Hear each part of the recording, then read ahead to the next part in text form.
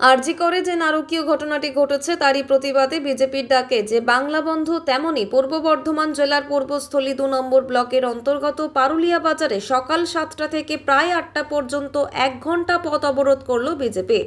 এই পথ অবরোধে উপস্থিত ছিলেন কাটোয়া সাংগঠনিক জেলা সভাপতি গোপাল চট্টোপাধ্যায় সহ বিজেপির কার্যকর্তারা। প্রায় 1 ঘন্টা এই পথ অবরোধ চলে, তারপরে পথ অবরোধ উঠে যায়। ভারতীয় জনতা পার্টির পক্ষ থেকে অনুরোধ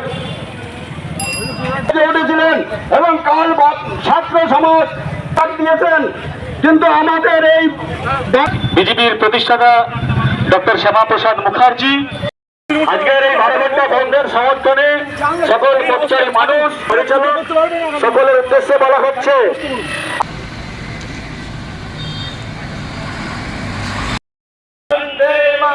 এলাকার সমস্ত দোকানদার ভাইদেরকে বলছি আজ 12 ঘন্টা বন্ধ সফল করুন, বলছি আজ 12 ঘন্টা বন্ধ সফল করুন, বন্দে মাতরম, বন্দে মাতরম। মুখ্যমন্ত্রী মমতা ব্যানার্জিকে পদত্যাগ করতে হবে, বন্দে মাতরম, বিজেপি জিন্দাবাদ, বিজেপি জিন্দাবাদ,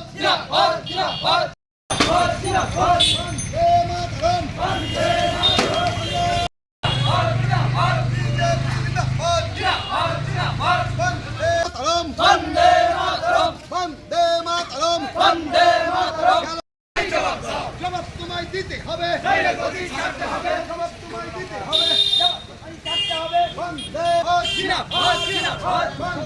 মাতরম, বন্দে মাতরম, বন্দে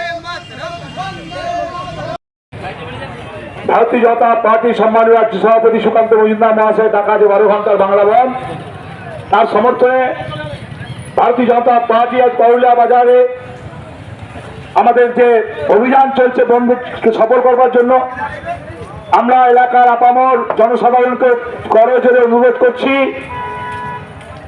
একদিন যদি না খেয়ে কাটাতে হয় তাও কাটান, একদিন বাজার বন্ধ রাখুন, দোকানপাট আপনারা নিজেরা স্বেচ্ছায় বন্ধ রাখুন।